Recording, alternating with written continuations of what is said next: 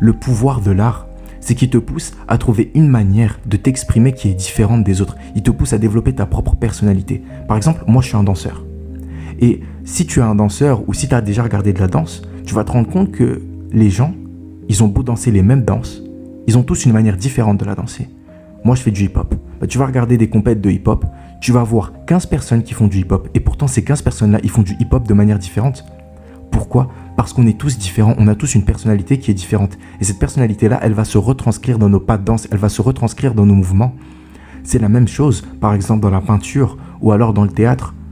On peut aimer le théâtre et pourtant jouer d'une manière différente. On peut aimer la peinture, aimer le dessin et pourtant peindre et dessiner des choses qui sont différentes. Pourquoi ? Parce qu'on est tous différents.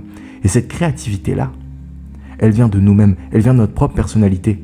Mais pour pouvoir l'exploiter et pour pouvoir lui donner vie, il faut déjà qu'on commence par lui donner l'occasion de s'exprimer à travers une forme d'art comme la danse, la peinture ou encore le dessin. Ça, c'est le deuxième pilier.